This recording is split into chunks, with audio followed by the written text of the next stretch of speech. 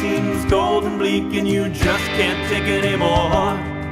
Here it comes, that glimmer of hope. A light shines through the door. It's the hopeless soul with Aaron and Rohit. Whoa, it's the hopeless soul with Aaron and Rohit. Whoa.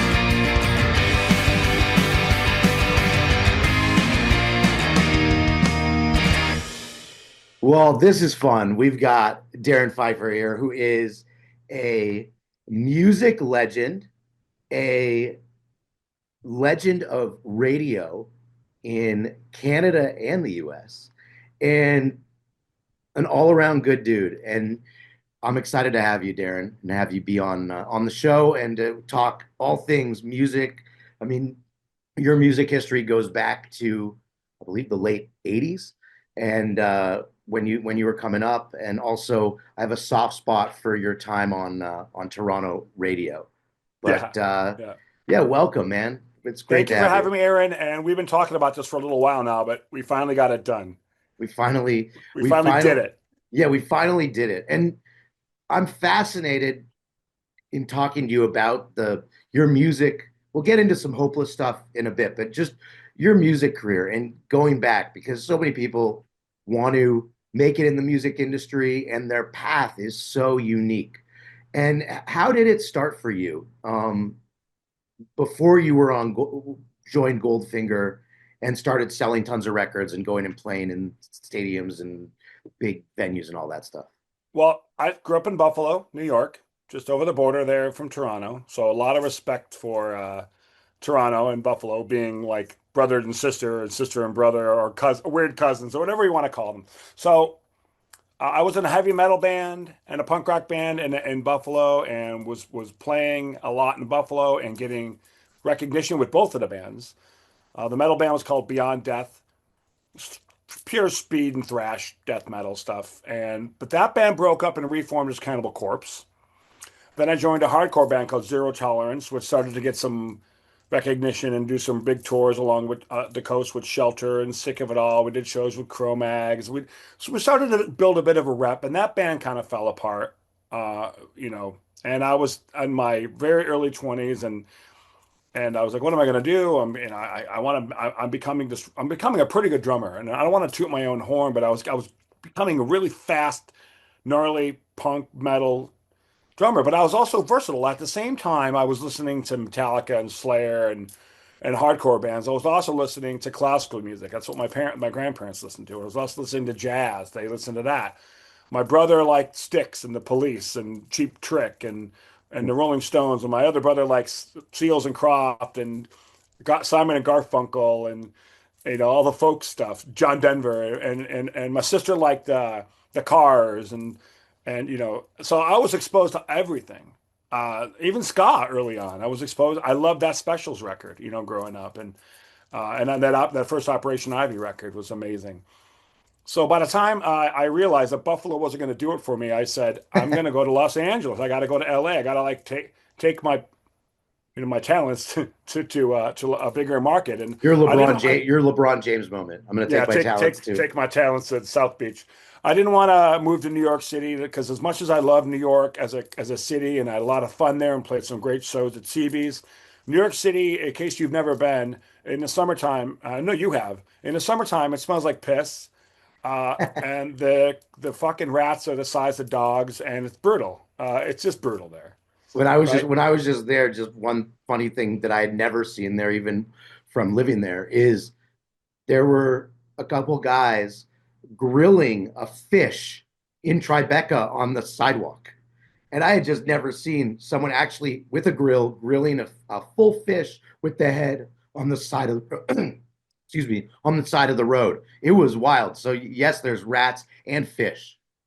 And you can grill them both, I suppose. And you could grill them both. Yeah, Anyway, so I didn't want to live in New York, so I went to LA, and it escalated quickly. I got a job at Starbucks, and then I made a bunch of friends and went on some auditions, and I got lucky, but I also I also made my own luck. And what I mean by that, it was I know a lot of guys in Buffalo still that still live there, and we're great players, great guitar players, great bass players, singers, songwriters, piano players, like that never got out.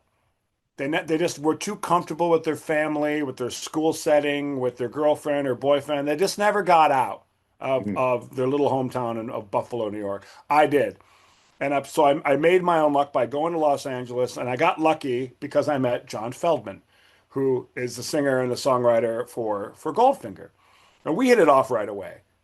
And he was in a band that was doing okay called Electric Love Hogs. They broke up. He wanted to do more punk stuff, Where'd you more meet him? pop. Where did like because connections in LA, people always say it's so hard to connect with people. Where did you meet him? I met him. He was a friend of a mutual friend of mine at Starbucks named Hmm. Damien. He would come in, and Damien was like, "Oh, John's like a big deal. He was in this band. He got signed to a record label, and then they dropped him. And he's like a really good songwriter. I think you two will really get along." I'll tell this really quick story. It's hilarious. Yeah. And so he comes in and he goes, "Oh, you're Darrin, right? Damien told me about you. You're a drummer, right? You like punk rock?" And I go, "Yeah, of course." And he goes, "Oh, do you like Nirvana?" Now this is 92, okay? Okay. 93, before Kurt died. And I go, "Yeah, Nirvana are awesome. I love Nirvana. I think they're pretty punk rock." And he goes, "Oh, what do you think of Dave Grohl?" And I'm like, "Well," he goes, "Dave Grohl's the best drummer right now in the world." Looked at me like really aggressive, and I'm like, "Whoa, slow down." He's like, I go, "He's pretty good. I don't know about the best in the world." He looks at me and he goes, "He's the best drummer right now in the world." And I go, I don't know. They're better drummers than Dave Grohl. He'll probably even tell you that." And he's like, "Oh, you think you're better?" So I took a second and I was like, from what I heard on the records, yeah, I'm probably better than Dave Grohl. And he was like, "Oh, he got really mad at me. So you fucking suck. Fuck you, Darrin," and get in my face. And I'm like, "Calm down." I'm like, "Jamie, your friend's a psycho." So he'd come in, he wouldn't say two words to me. We gave all our friends free coffee and free pastries, this kind of thing you do at Starbucks. And here you go, here's some food and coffee. And he would see me and he'd go, "Hey, Darrin," and I go, "Hey, John." And then he confronted me a second time. He's like, "Do you like metal?" And he didn't know of my metal background. And I go, "Yeah, I love metal, big time, big fan." He's like, "What do you think of Pantera?" Again, 92. And I go, "Pantera, one of the greatest metal bands of all time." He goes, "Oh, yeah, yeah, we agree." And I go, "Okay, cool." And he goes, "Vinnie Paul, what do you think of Vinnie Paul, the drummer of Pantera?" I said, "Vinnie's awesome. Vinnie's a world-class metal drummer." He goes like, "Let me guess. You can do all the double bass drumming stuff too like that, right?" And I go, "Actually, I can." And he goes, "Oh my God, Darrin Pfeiffer, the best drummer in Los Angeles." And I'm like, "You're such an asshole." So fast forward, he gives a demo tape, a cassette tape back then, again, 92, gives a cassette tape with his name and his phone number on it to another drummer that worked there named Pete. And Pete was a long-haired hippie guy and wore patchouli and wasn't into punk rock or anything really besides fish. And he's like making coffee one day. He's like, "Hey, you know that guy John Feldman?" I go, "Yeah, he's Damien's friend." He's like, "He gave me this demo tape. It's really not my thing." So he Ooh. came in, purposely gave a tape to Pete knowing he was a drummer and didn't give it to me. I was like, "All right, fine, whatever." So he liked to mess with you. Yeah. Or he didn't like me. He's like, "I don't like that Darrin guy."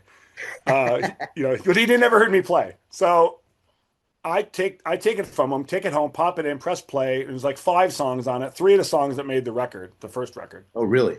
Yeah, Miles Away was on it. I think Only a Day was on it, and some other ones. I was fully and completely blown away, Aaron, like blown away. My head was, I goes like, "This is exactly what I'm looking for, exactly what I want to do." I called him up, and I'll never forget the moment. I said, "Hey, it's Darrin Pfeiffer," and he goes, "What do you want?" I go, "I got your demo tape from Pete. And I just played all 5 songs." And he goes, "What do you think?" And I go, "I'm fucking fully blown away, John." And at that moment, he became my best friend. He's Really? like, oh, he's It like, "Oh, switched. Darrin." He was like, "Darrin, that's great. We should jam." We happened to be in the same building. I Oh, was really? I was recording and writing songs with this guy, Jason Cropper, who was in Weezer. And he got kicked out of Weezer recording the Blue record. Poor guy. Oof. But he did write my Right when it was right blown before it up. took off. Yeah, he did write "My Name Is Jonas" though, and they kept it on the record. So That's money. he has some financial clause into that band. But I was like really hating it because his wife was playing bass and she can't play to save her life. So jamming was tough. So then I brought my drums to the rehearsal. It wasn't Goldfinger. It was just John Feldman and this other guy named Simon who played on the first 2 records, Simon Williams on bass. and there was no band name, just two guys and 5 songs. That's it. So And I got how did the name come about then? And how did well, we it all started to come about? jam. We started to jam. We had a guitar player. He didn't work out. Then we got Charlie, and then we were all wearing suits. I don't know because we all were like thought we were slick and mod. We liked we liked the specials, and they wore suits, and we liked to jam, and they wore suits. We wanted to wear suits, so we wore like Didn't shirts like and the ties. Talking Heads, they did that, right? Yeah. So we wanted to look like so like, oh, we got to think of a band name. And well, we all like James Bond, and James Bond wears suits. So let's call ourselves Goldfinger. And we're all like, the name kind of sucks, but it'll stick for now. Well, it's stuck for life. So you didn't even like the name, So but it worked. as I finally did join Simon and John, as me and John were inseparable. He was like writing songs at a fever pitch. And he would write Here in Your Bedroom, and then he would write Answers, and on King for a Day, all the other songs that made the record. And we'd listen to him in his car. And then at one time we were in his car listening to a demo, and I said, John, you remember how much of a dick you were to me? And he's like, yeah, I just thought you were talking shit. I didn't know you could actually play. I go, but when Oh, you heard me, what did you think? He's like, I begged you to be in the band. What do you mean? Don't you remember? I go, yeah, you did. I go, but do you feel bad? He's like, I do. I do. Yeah, so I he do. actually had some remorse. Yeah, he goes, now, after I heard you play and you learned the song start to finish, and then you had fills, like fast fills, and you were doing all the stuff that punk rock drummers do. And he goes, I was like, I got to get this. This guy has to be in my band. And then what? The band starts. I mean, it blows up pretty quick, right? It wasn't that, or how was that journey to get, because you're a band, and then pretty quick there's a single that's a hit, and you get radio play and sell a lot of records. Like, Yeah, so we were trying to find a deal and shopping around, and we found this guy Patrick who was working with this guy named Jay, and Jay was the engineer for Hans Zimmer. not bad. Yeah, and he did all of Hans Zimmer's mixes. So we got to do a couple more demos at Jay's studio, which is basically Hans' studio. And this was right after Lion King, right? So Hans Yeah, Zimmer was like at the yeah, he top did of the top. the Hunt for Red October. He did all the movies, still does. Yeah. And so then he started a record label called Mojo, which was tied to Universal. So we were essentially a Universal Records band. And then we had a song called Here in Your Bedroom that got on K-Rock in LA. And once you're on K-Rock in Los Angeles, for those who don't know, you're going to get picked up on every radio station, alternative and modern rock station across the country, including Canada. It spilled into Canada. And then it spilled into Europe and Australia and Japan and Asia. And next thing you know, we're on one big tour after another. So what's that like? I mean, you're to go from Starbucks to touring around the world. And I mean, how did you adjust?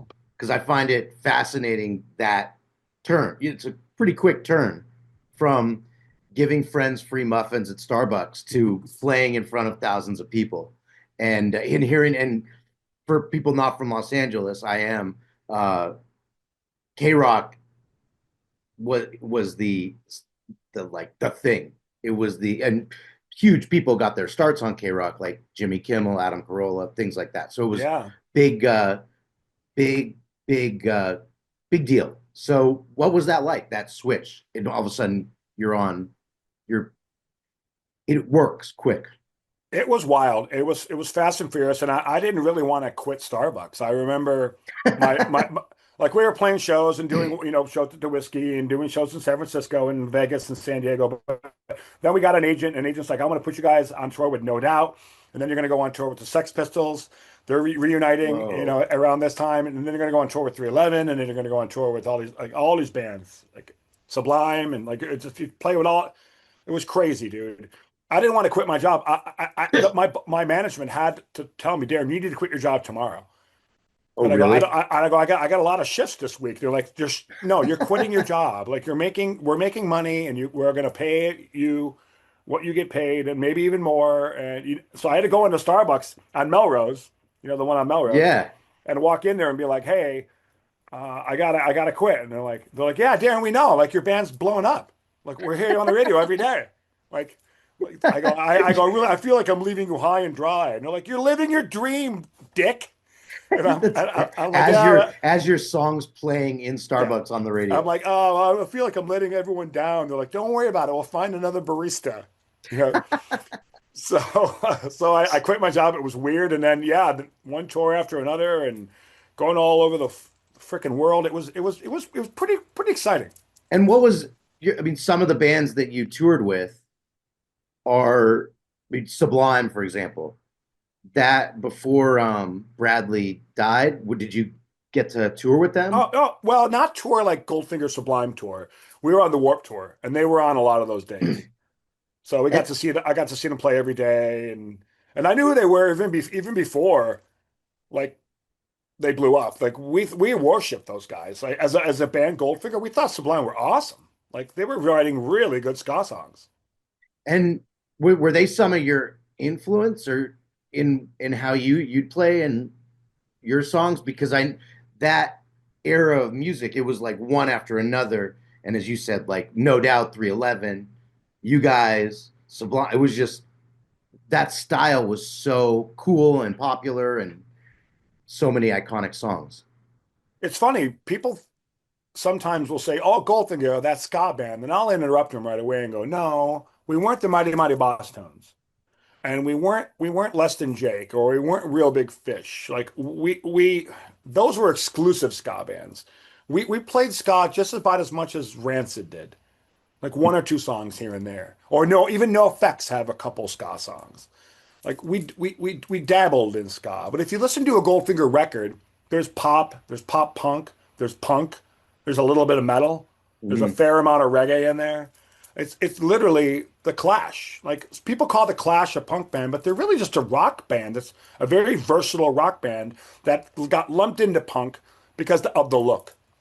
They had this fuck you and we're doing it our way and Rage Against the Man and they all dressed in like punk gear. So they but listen to Santanista and tell me if that's a punk rock record.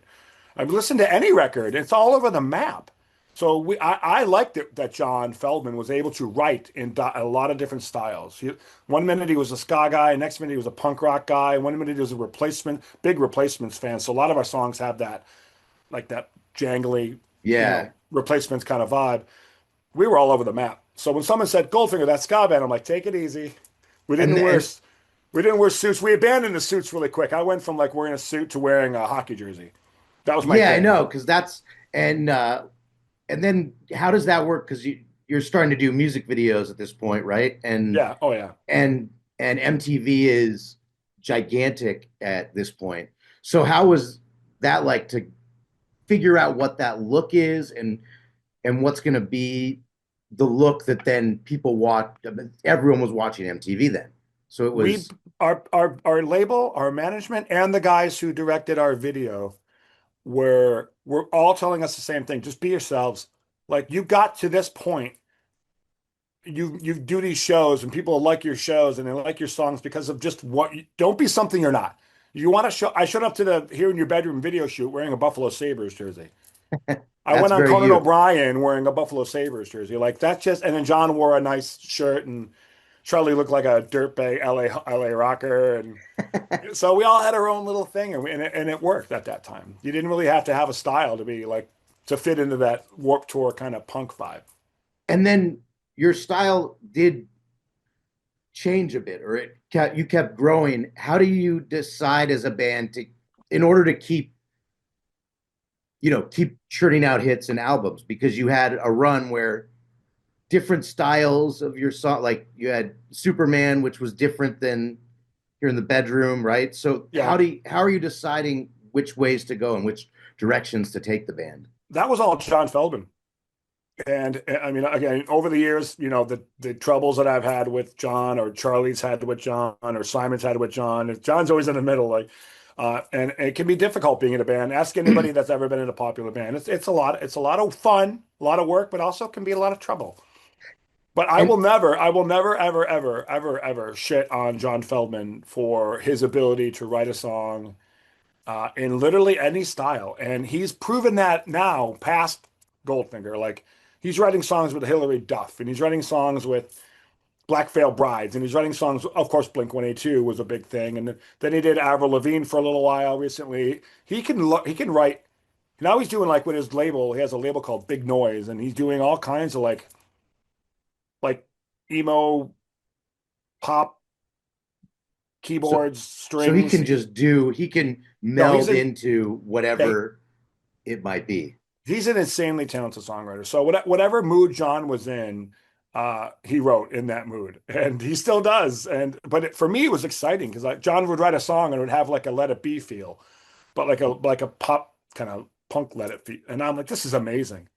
And how did you start to notice? Like, do you feel that's the song that's going to be the hit? Can you tell Oh when he'd no, bring one to you? no, no, no, no. We and you'll ask any band or any guys or any songwriters in a band and say, did you know that blah blah blah was going to be your hit? Most of the time, you're going to hear absolutely not. So for Goldfinger, Here in Your Bedroom, no, we didn't. We just thought it was a cool song. We didn't think it was going to be like what it did on K Rock and MTV.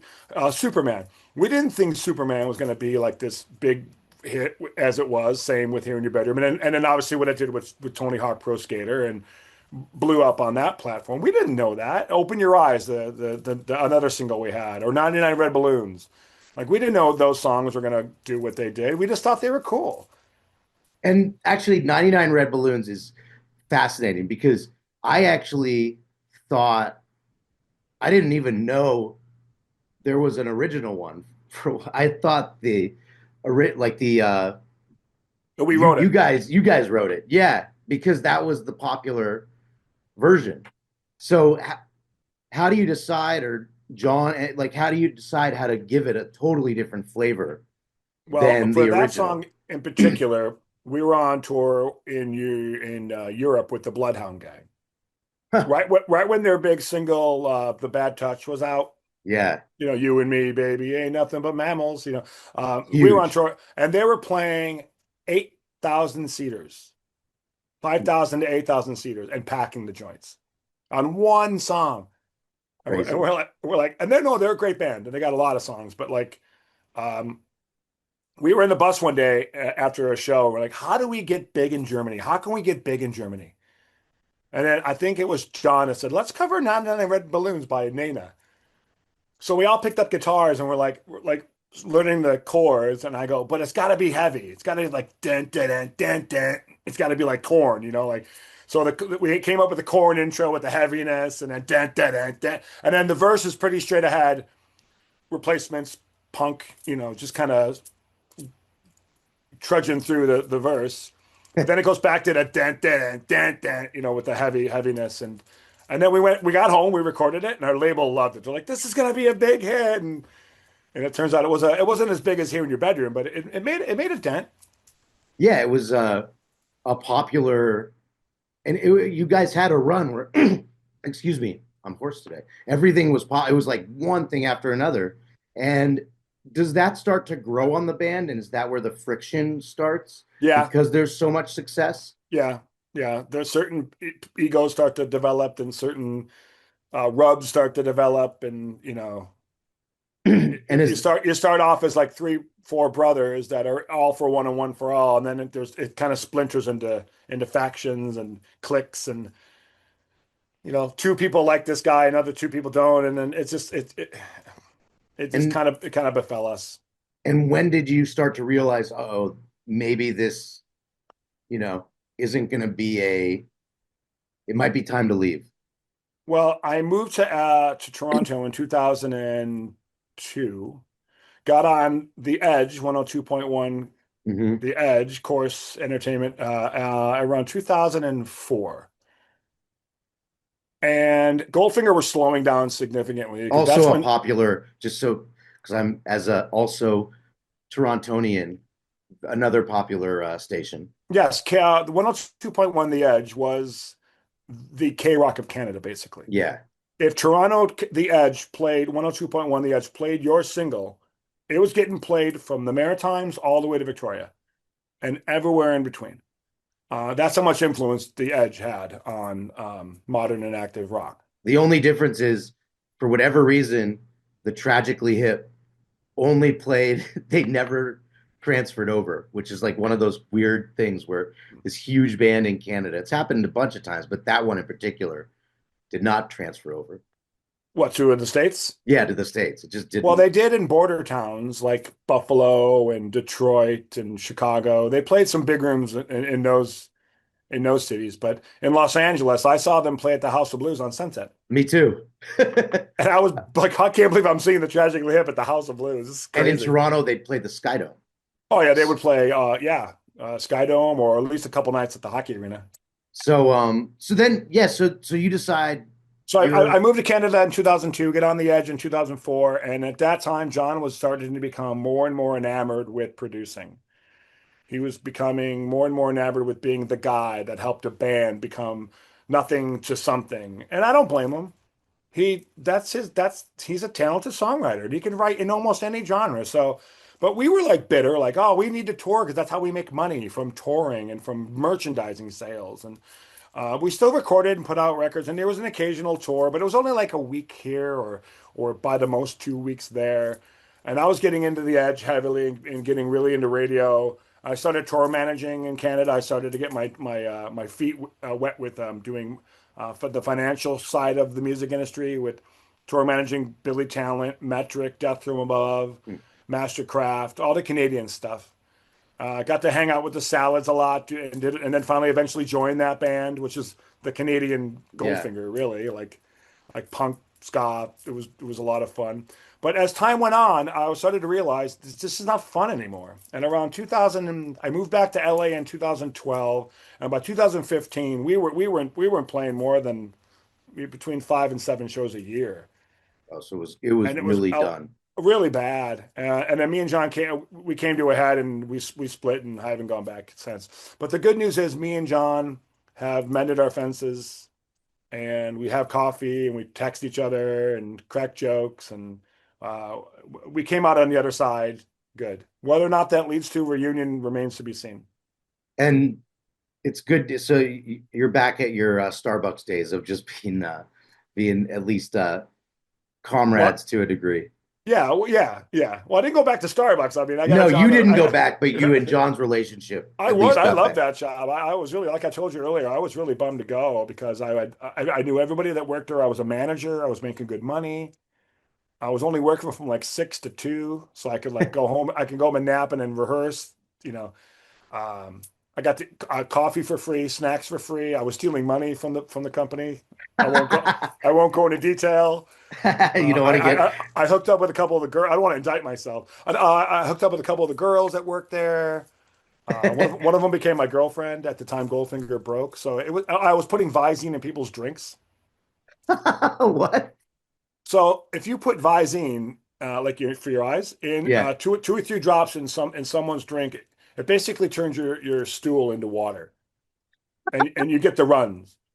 So And I did this because Damien, John's friend, taught me this. So people would come in, and I started my Starbucks journey at Beverly Connection, which is right across from the Beverly Center Beverly in Los Center. Angeles. Yeah. It's gone now. Then I moved to Melrose. And people would come in, and we're talking like actors and directors and doctors from Mount Sinai, and they come in and they were such dicks about their drinks. They'd make you make their drink 10 times while you're getting hammered. Like, say, to make this fucking jackass drink 10 times. So I was complaining. I'm like, that guy comes in all the time and I have to make it drink 5 times. And he's like, put a little bit of this in their drink. I go, Visine? He's like, oh yeah, they shit their pants and then they'll never come back. That is incredible. So it worked. Because when you go to a place and you get food poisoning, you're like, I'm not going back there. Yep. So they're not, you were like, this is a way to get my clientele to be the people I like. Yeah. Because That, also we had a rule, no women. no women, but Nope. asshole dudes. Most of the women, even when they wanted a drink made, were like, I can wait, but can I get like another one? Because it doesn't taste right. I'm really sorry. I know you're busy. But guys would be like, boom, make it again. Can I help you, sir? Like, it sucks. Make it again. You're like, whoa, hi, how you doing? Good morning. And especially when it's someone like an actor or whatever in LA, and you're just like, oh man, just you're abusing the little guy. Well, the best part was like the guy would be like, he'd open it and go, what's with all this foam? And you're like, sir, you ordered, looks like you ordered a cappuccino. Well, what's with all the foam? That's what a cappuccino is. Oh, well, I need more water. I need more liquid. So you'd make a latte. And you hand it to him. He's like, wow, what's with all the liquid? And you're like, and then the liquid would translate into their shits. here's your fucking liquid, buddy. Have a nice day. In an hour from now, you'll be shitting yourself. Bye. That is, and then you would never see them again. Yeah, I went to a bar called Maggiano's. It's like Italian restaurant. There's a couple of them around LA and there's Chicago. They're like a chain. It's really good Italian food. And I was friends with the guy. There was one at the Grove for a long time. It's gone now. And I Oh went yeah. there because my buddy was a manager and I ate for free. And I'd go there and I did the bar watching sports. And I would tell him the story about the guy that wanted to drink May 10 times. And I said, yeah, I eventually put Visine in his drink. And this is like 3 o'clock in the afternoon before the dinner rush comes in and no one's around. He went like this. He goes, and I go, he He showed me a knew. little capsule of Visine. And I go, wait, you do it too? And he's like, oh, you Starbucks people aren't the only one that have problems. Oh, there's too much vodka. Make it again. What? No, not vodka. And you're like making the guys drink fucking 10 times. And then So finally he goes, finally, jerk, and walks away and doesn't give you a tip. that's so I don't think that's ever happened to me, but now I know if I'm not being nice enough to someone, I better watch out for Visine. The general rule of thumb to live by is if someone's handling food or drink that you consume, be as nice as humanly possible. I don't care how mad you are. I don't care how bad of a day you've had. I don't care how bad they fucked up your order. Bite your tongue and go, sir, I'm really sorry, but I ordered whenever you can, no rush. Yeah, Because exactly, because because if you you're don't gonna take know. even this much, they're taking it in the back and they're gonna jerk off in it.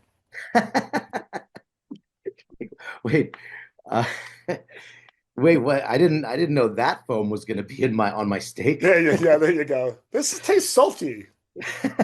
Oh, we overseasoned it. Sorry. And then just back to I'm very curious about one other Canadian aspect of your career.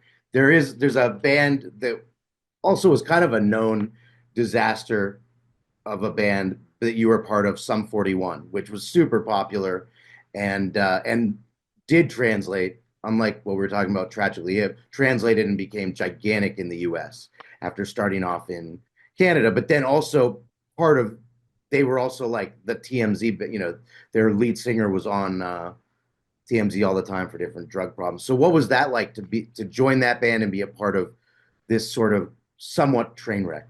Well, I was only part of that band for a short period of time. I was filling in for the guy that eventually took over for Steve-O. And I played a bunch of shows, but it was really more of a fill-in thing than actually me being a member of Sum 41. But I played a lot of shows, I did a lot of shows around the world, went to Bogota, went to all over Canada and did a couple shows in the States. It was around the time when Derek had to he was in the hospital. It was around that time when the band said, "Wait, we got to take a break because our singer is like this close to death." And could you see it? Did you see it just like Oh yeah, oh imploding? yeah. No, and also Goldfinger as a band and Sum 41 went on many a tour. We went all over to Canada, all over the States, Mexico, Japan. Went to Japan once with them. All over Europe, South America. We toured the world with Sum 41. So you So knew the guy as well. we got to know them pretty well. Yeah, yeah. And I was living in Canada at the time, so me and Cone and Derek and Brown Sound and we were all brothers.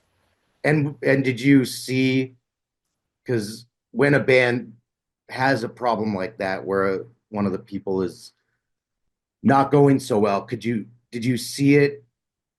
Like, could you tell, oh man, this is a train, this is gonna fall apart, or he's No, not falling that the band apart? was going to fall apart. Uh, and I don't want to say Derek took it too far. They all did. All four of those fucking jackasses drank way too much.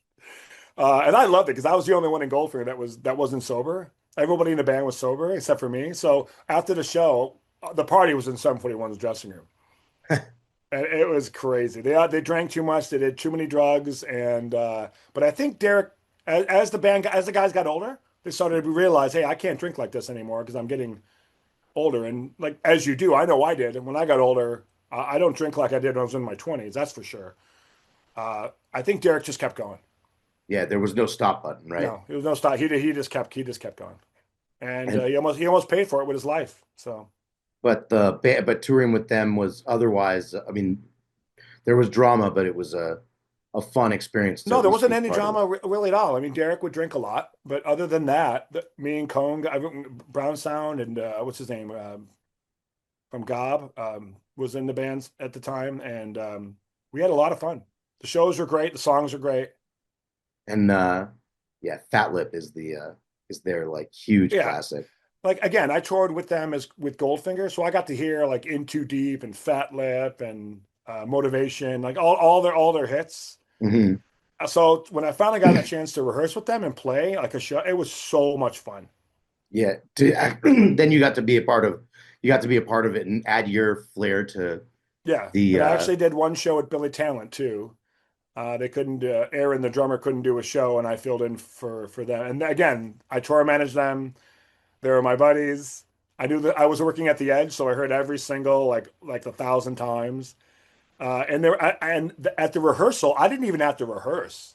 They called me like, "Hey, do you want to play a show this weekend? We need you. Aaron can't play the show." I'm like, "Yeah, I'll be there when." She's like, well, "Can you come tonight?" And I go, "I know it's last minute." I go, "Yeah, I'll be fine." I didn't even rehearse. I just shut up and remembered the songs from memory.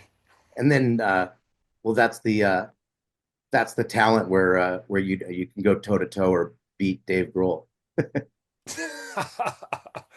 Well, Dave Grohl, there's been a lot of videos of Dave Grohl talking about his drumming and how he basically ripped off this fill from that band and that fill from Kool and the Gang and that fill from Funk. He's like, I literally stole buckum, buckum, buckum. He stole that from Chic. And then it's him and Pharrell sitting around the studio talking one day, and he showed the clip of the drummer of Chic, Tony Thompson, playing the duckum, duckum, duckum, duckum, like for a Chic song. He goes, I just fucking ripped that off, like note for note. That's the and intro of Smells Like Teen Spirit. and that's like one of the more famous drum riffs ever. Yeah. He goes, all those flams, all the bucka bucka boom, bucka boom, bucka bucka boom. That's all like funkadelic and Tony Thompson from Chic and Bootsy Collins. Like I just ripped off all that shit and brought it to my playing. And then it became grunge. It became grunge, exactly. Yeah.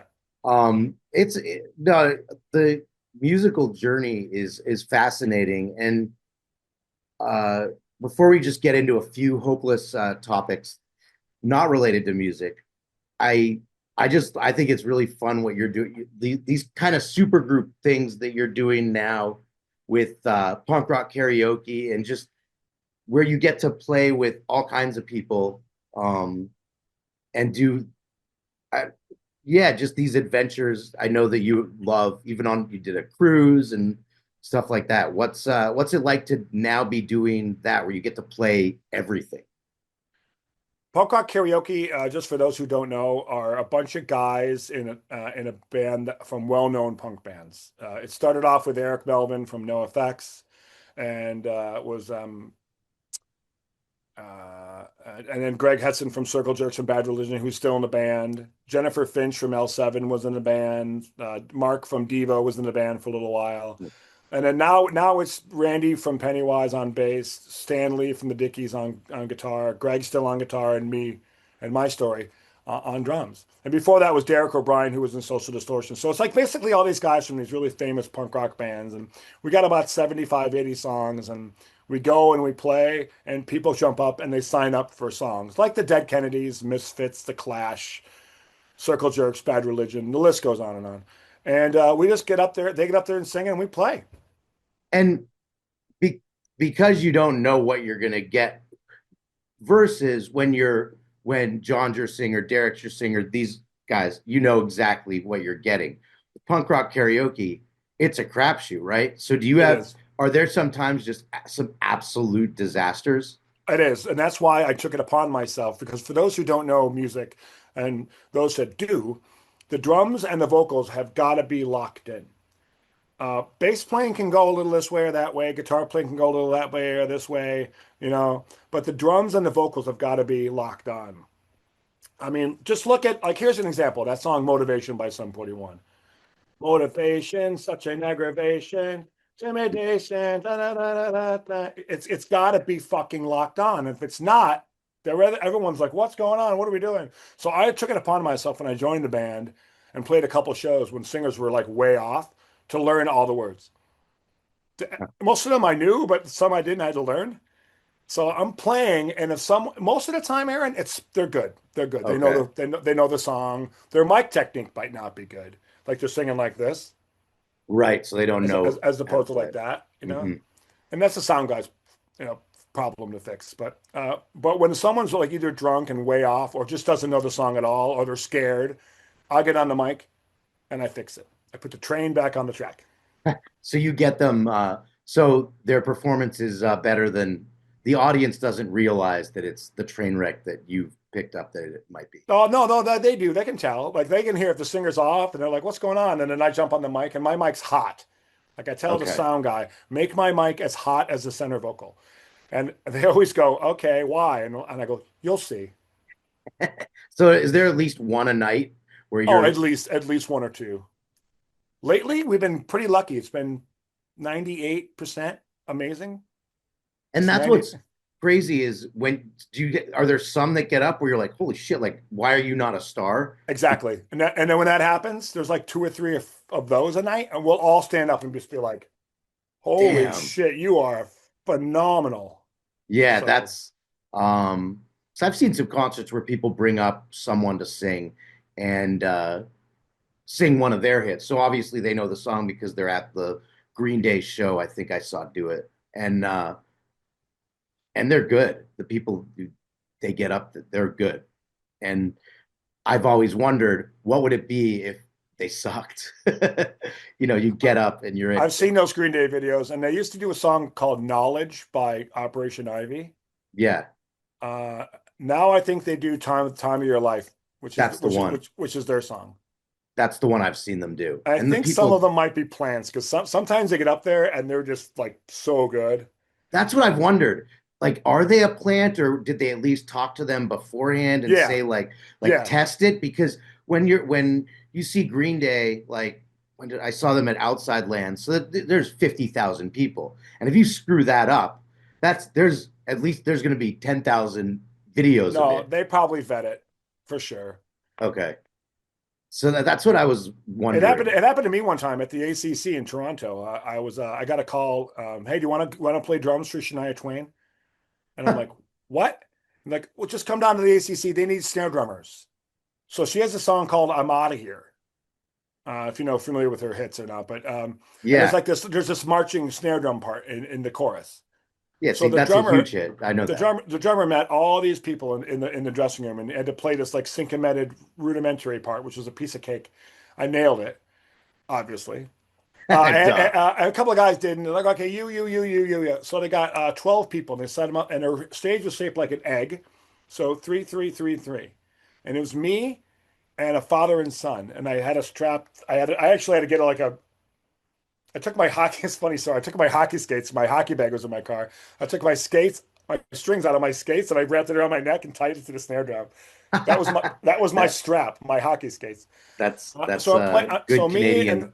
Me and a father and son are right next to each other, and Shania was wearing like one of her body glove outfits, Mhm. and this was still in her like, holy shit, she's super fucking hot. Don't look at her for too long because you'll burn your eyes. Hot. She was that hot. I mean, she's still pretty hot. But so I'm doing a thing, and you're supposed to stop right before like da bop bop bop and ba stop, and your stick's frozen. They kept going because they didn't know where they were. And Oh, she goes, "I'm out of here." She's right next to me. She saw me like in full rigid like drummer like snare drumming mode because you're supposed when you march, you got to be real stiff and rigid and look like a soldier. So I stopped and I went like that, and then she goes, "I'm out of here," and she looked at me and she winked. oh, really? Looked right at me, right at my eye, and winked, and she gave me a wink, and she walked away. And I'm like, oh, I think I might have actually came a little bit. I mean, not to get too gross, but I think I had a little mini baby orgasm, That was little, your that, little baby one. she had that way. She was Oh, that it and was dude, I'll the image of her in her little body glove outfit and her hair and her makeup and her face and her and winking at me. it was I, you were I'll done. I'm taking that to the grave. You were because I think that the last time that I saw her on TV, it was just funny because the Grey Cup, which for those who don't know is the CFL, the Canadian Football League's Super Bowl, Yeah. and she was the halftime performance. But remember, it's the CFL, so it's the budgets for the halftime shows are a fraction of what they are for the Super Bowl. And it was, I think, being played in Hamilton, and which is about an hour outside of Toronto, another city, and it was being played there, and it was freezing and snowing at the game, and she came out with like sled dogs on a sled and to do the halftime show, and she was obviously freezing, and it was because the CFL is, the low rent NFL. It was such a it was kind of it was hilarious because she was just obviously like, damn it, I don't really want to be here.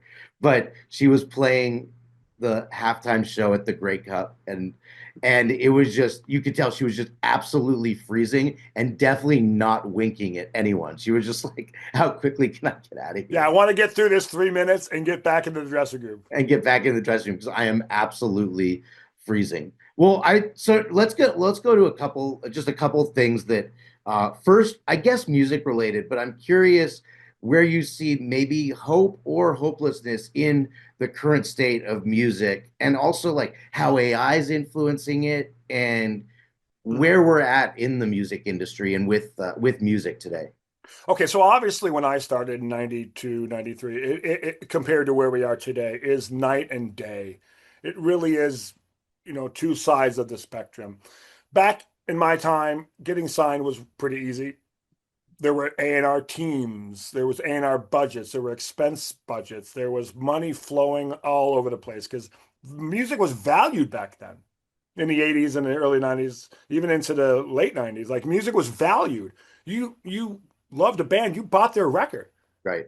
Okay, this is before streaming and before the internet like it is today. Now, compared to where we are now in 2025 and 26, I feel hope because I know I work at a record label called Create, okay? Create Music Group. And we do everything a record label does. Like we distribute, we market, we licensing and sync. I'm in the royalty department, so I'm dealing with like YouTube and Spotify and Apple and stuff like that. I'm seeing hope because I see that we have an A&R team. We're one of the only labels that actually has a team of guys that are going out and finding catalogs and finding bands, artists, pop artists, rock artists, whatever the case may be. And we're putting some of our money behind that with AI tools. We're using AI to work for these artists to create images, create graphics, create ad mats, in some cases videos that are in the likes of what's trending at the moment in that particular genre. And we're seeing, if you look at YouTube, there's no shortage of bands and artists putting up videos. If you look at Spotify, there's no shortage. I think it's like 70 or 80,000 a day songs are released on Spotify alone. That's a insane. day, a That is day. insane. Yeah. I multiply that by 30. So uh, the hope lies in the fact that musicians and Guitar Center are still around. Okay, Guitar Center is still around. People are going to buy guitars. Mhm. They're going to buy basses. They're buying drums. They're buying keyboards. And if you go to any rehearsal factory in Los Angeles or Chicago or New York or London, they're packed. I Yeah. do. I go to these rehearsal places to learn. I've been filling in for different bands along the way that that some band hires me to play on a record. I got to rehearse with them first. Or so, hey, we're doing a show. Do you want to fill in? Sure. I got to learn the material. And I go to the rehearsal space. There's a famous one in North Hollywood called AMP. Oh yeah, It's a yeah. it's a big one. It's on Lankershim and I've been Magnolia. there. Yeah. Uh, every room packed every night. Really.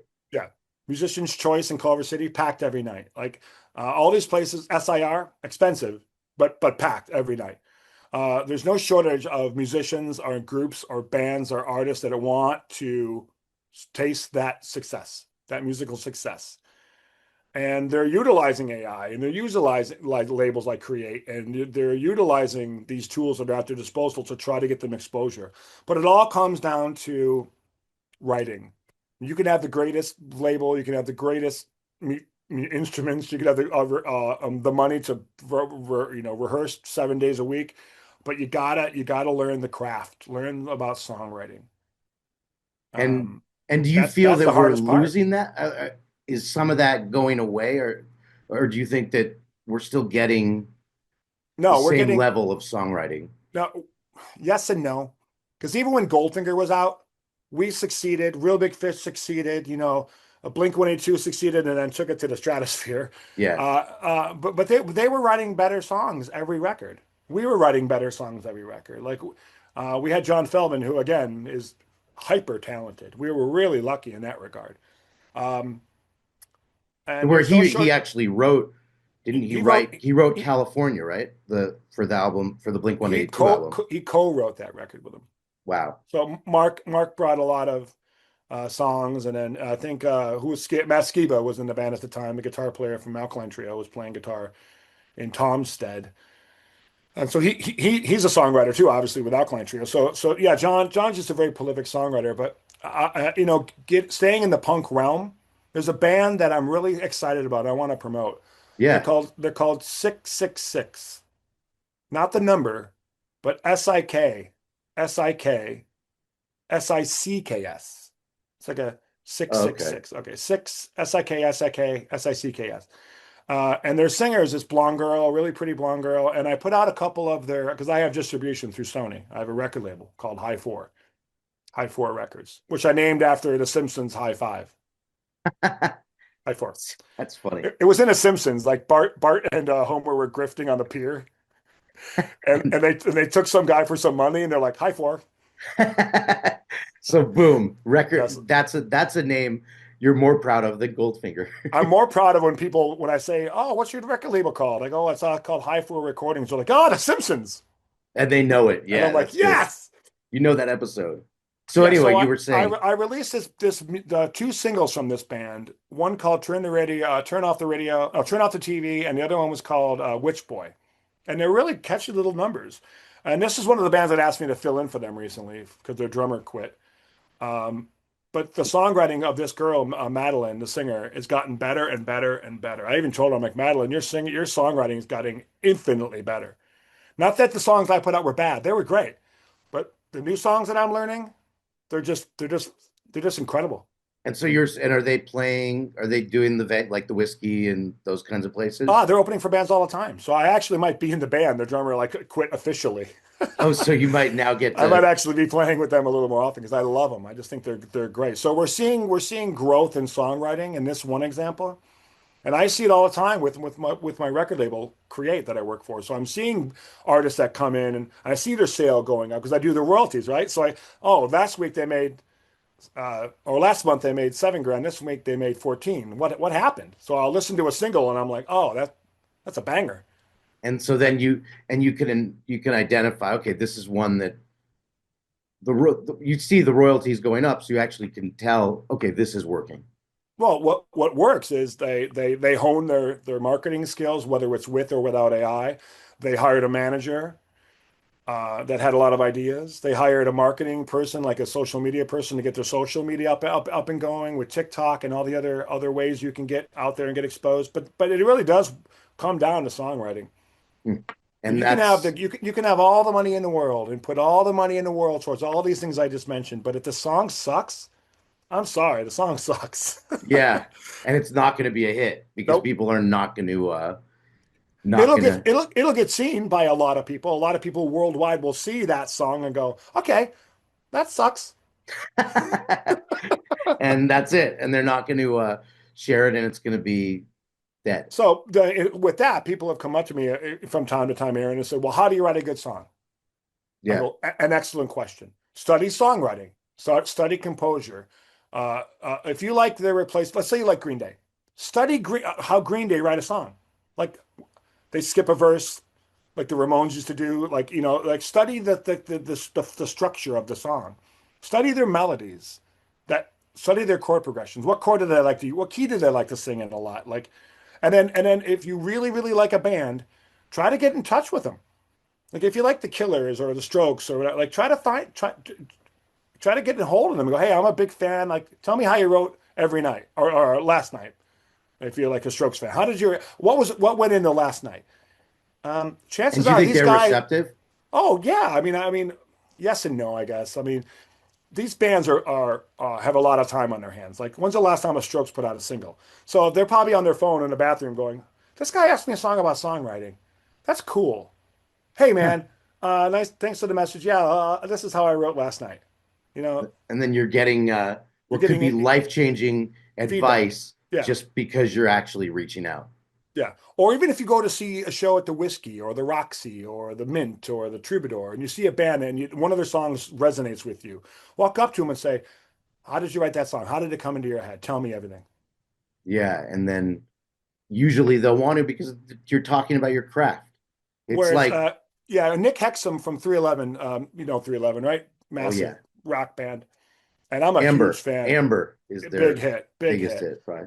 Uh, Recently, their singer, Nick Hexum, was talking about songwriting on one of his Instagram posts, and he goes, the reason why we as a band got better at songwriting and how I got better at crafting compositions was I just would write. I must have wrote 100 songs a month, Oh, and really? That he goes, most of them were garbage.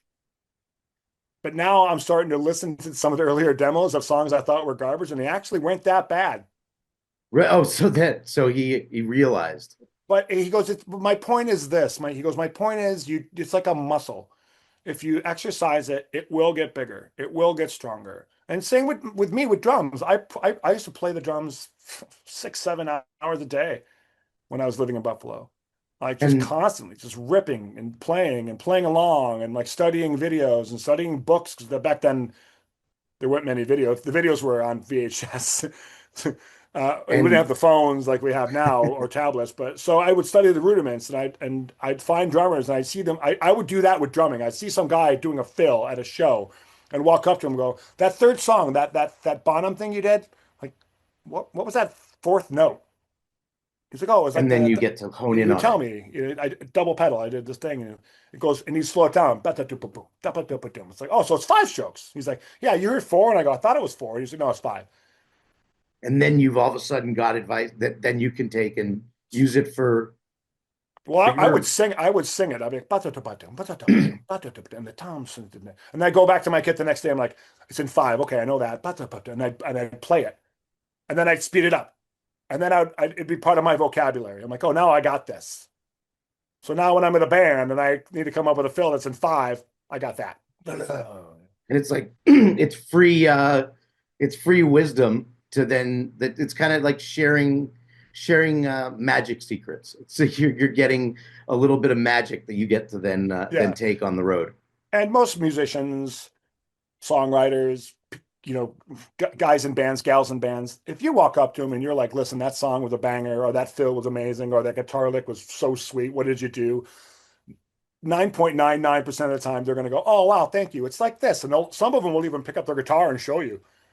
Oh, It's really? Just like yeah, here's like what I did. here's what I did. Like, oh, you're a guitar player, cool. Here's how I did it. Watch this. That's fun. Drummers actually go ba da ba ba boom. They sing the drums ba da ba boom ba da ba ba ba boom boom.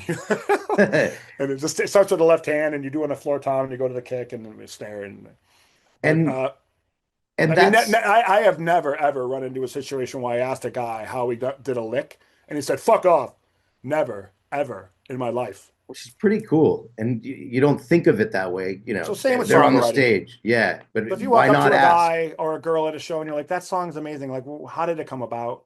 They'll be like, oh, wow, thank you. Well, I wrote it when I was in a melancholy mood, or I was in a really happy mood, or I just, for some reason, I was in the key of F. I don't know why I chose F, but um, that's And how you then learn. and that's how you learn. And then being in a band, I'm just curious because you brought up 311. I think they were in the news for getting into political stuff. I know Green Day is. I'm curious, just taking a little turn here, what you think of when bands do that, when they get, there's one thing, as you said, you're giving fans advice and you're performing and doing all that. And then bands sometimes want to make other kinds of statements. What's your thought on that? Or because I remember 311, it was like, I think within a month ago, they were in the news for doing some political thing. I don't remember what it was about. Um, The Green Day what's one is obvious. I That's mean, huge. in American Idiot, they're like, I'm not a part of the MAGA agenda, Exactly. yeah. That's a So big one. So what that's do a, you think of that? Like doing I think it's fine. I mean, as long as you're on the right side, and if you oppose Donald Trump, you're on the right side of history.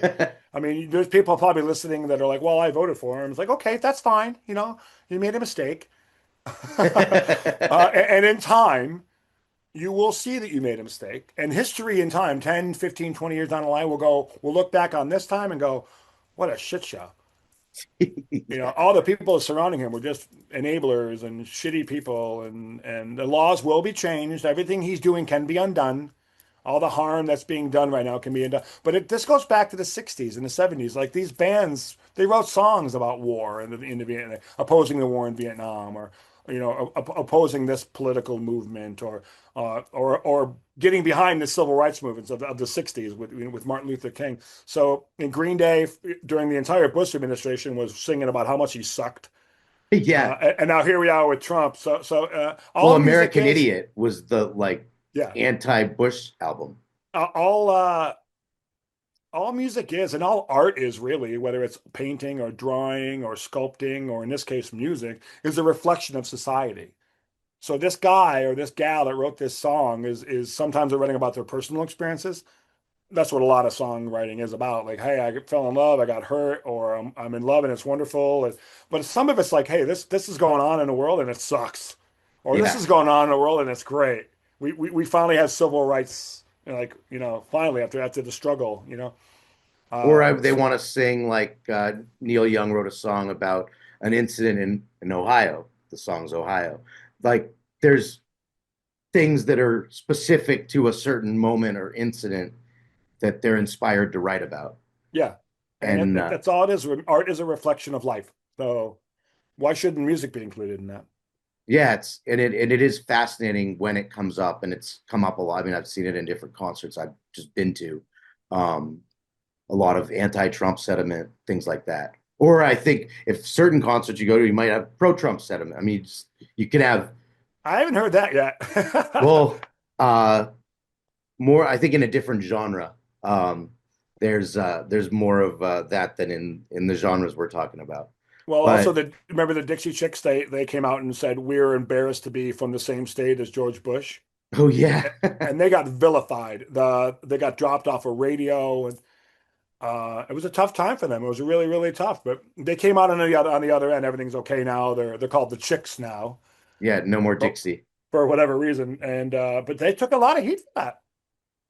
And it's just interesting how music does echo the times a bit, and popular music can echo the times. And And it what always will, Aaron. It always will. I mean, when Bush is gone, or sorry, when Trump is gone and another president comes in, I'm sure they're going to do something that infuriates someone somewhere, and he or she is going to write a song about it. Yeah, exactly. And then that becomes the trend of that moment.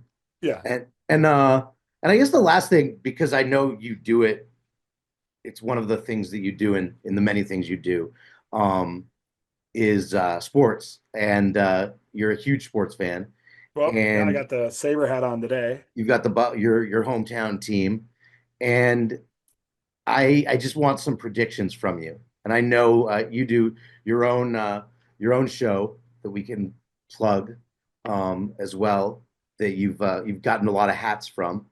But I want your baseball predictions of who you think, because we're in the middle of baseball season.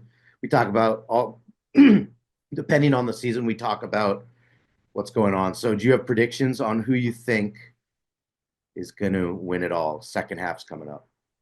This is going to be the year, and I'll explain what I mean by that. This is the year in the AL. Let's start with the AL. I think you're going to see an AL East, ALCS. It's going to be the Yankees and the Toronto Blue Jays going at Oh, it. yes. That Yeah. would be amazing. So we got to deal with the Astros. The Astros are there. They're a good team. Is Detroit AL? Like they're Yeah. really good. They're really good too. Detroit's going to be a problem. But the I don't know, the after that 10-game winning streak, it seems like Toronto has a formula to win. Yep. And the Yankees they're just sinking badly. So I know there's a lot of time left before the playoffs, but I think it's going to be and I think the Yankees will come out of it in the AL. No. I Unfortunately. want the Jays. I'm wearing the hat today. And then for the NL, it's really hard to really look at the Dodgers and say they can't repeat to get out of the NL if they stay healthy. With Glass now coming back and Snell coming back and Otani pitching now, even in a limited role, 2 or 3 innings here. We were at that game. We watched that game when he Gotcha, pitched yeah. like three gems of an inning. It If was he pitches nuts. like if he pitches like that, I mean, come on. And if he hits the way he's hitting, uh, Yeah. and we get some of these guys off the snide and healthy and hitting again, if we can get our stars aligned, I think we're unbeatable. We Plus, really are plus unbeatable. our old man Kirsch is looking good this year. Yeah. So that's kind of fun too. Yeah, Kersh seems to has round back into somewhat form. I know he's Hmm. older and there's some lot of tread off those tires, but yeah, in the last few games he looked like old school Kersh. Yeah, and including in the All-Star game, he struck out Blue Jay star Vladimir Guerrero Yeah, I saw Jr., that. Yeah. which was pretty wild, while being mic'd up, which was extra cool. I've never seen a pitcher mic'd up before. I don't think they've ever done it. And I don't Kershaw think was so actually either. talking about his pitches and why he was throwing them, when he was throwing them, and then when he'd throw it, he'd be like, "Oh, that was a shitty one," or like that was a good I one, like when or he said he's like, I'm probably gonna do a change up here. He's like, oh no, Vladdy wants a curve. Okay, fine. and then he threw it and And he swung struck at him it, out and he struck him out. I know with a it was so curveball. good, fun All-Star game. Yeah, so I think it's going to be a rematch of last year's World Series with the Dodgers taking it again. I love that outcome, and I want to see the Yankees go down again, just because it's fun to see them have a little bit of misery. Yeah. Well, you're a Blue Jays fan. You've been in the And AL East, and now you're finally got a team, and they're playing better. So let's hope that my well, prediction's wrong, and they make it to the World. Now that would be great if it was a Toronto Dodgers. That'd be a tough one. my family has always said we call it the dream, and in our family, you don't even have to say anything more. We just hope for the dream, and the dream is Dodgers Blue Jays World Series. That's our family dream, and we just want it to come true once. Just give Well, us one. do you know what the This is a dream would? year Do when it could happen. you know what the dream would have been? What would Going that? back, I know we're switching sports and we're going back in time. The dream would have been the Toronto Maple Leafs and the Montreal Canadiens in Oh, the Western Conference Final in '93. oh, You remember it was the Kings that got, but it would have been great if it was. Oh, sorry, it would have been no, sorry, that would have been a Stanley Cup final wow, that would have been nuts. because the Kings beat the Montreal and then Toronto played Montreal. Toronto, wait, what happened? The Kings beat the Maple Leafs in '93. And they went on to the Stanley Cup final and lost to the Montreal Canadiens. But Toronto should have won that series because there was a high stick on Gretzky. Oh, Gretzky high stick Gilmore and Kerry Fraser didn't call it. And if he did, it would have been a five Doug because he was Gilmore. bleeding. It would have been a double minor. And Gretzky would have been in the penalty box for 4 minutes. And with Clark and Gilmore on the ice and Anderchuk, it would have been a couple of goals at least.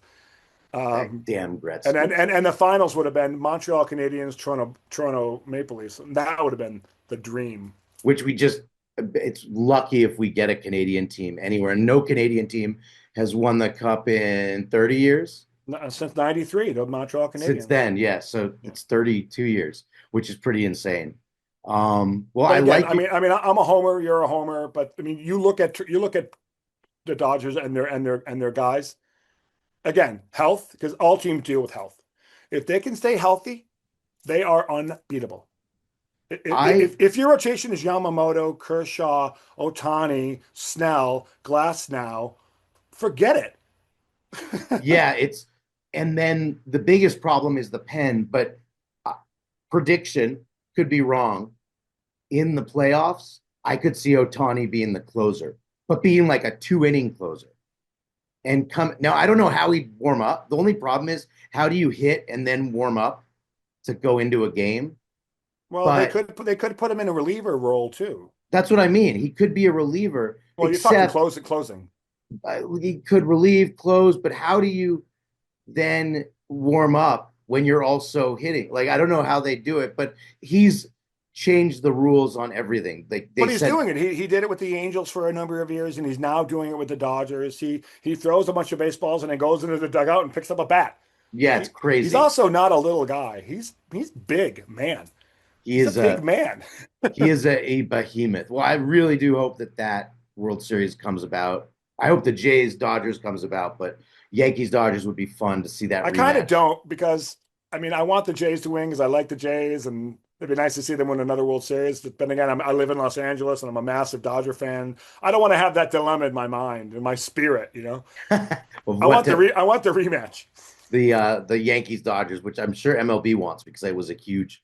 I think the series. There's a Netflix series coming out like in a week or two about that World Series, which I'll watch. I'll binge watch the day it comes out. Yeah. But this has been so fun, Darren. It's been great. Your stories are awesome, hilarious, insightful, interesting. And now is the time to plug whatever. Where can people find you? What's going on? What do you want people to know about for Darren Well, right now? Well, Punk Rock Karaoke is my main band, and we're at originalpunkrockkaraoke.com, or just type in Punk Rock Karaoke in any Google, you'll find us, and there's lots of videos and stuff, and all and on Facebook and Instagram and whatnot. Um, that's musically. I did have a podcast for a long time on Adobe Radio, but I'm switching from Adobe, and looks like I'm going to go to one of two networks that shall remain nameless right now, but they're big ones and I'm going to be relaunching the Dangerous Darren show, which was on for like almost 8 years on Adobe. And I had some really big guests, and I had a lot of fun doing it. But I'm rebranding the show, redoing the show with a new network, a new ad mat, a new life, a new Oh, really? So yeah, what can we expect as in the new version of the show? blatant nudity. Which is what everyone wants to listen to. Yeah, blatant nudity. Definitely Visine in your drink. Uh, And Well, lots of me binge being drinking. crass. A lot of me being crass. Oh yeah, the occasional alcoholic beverage or two.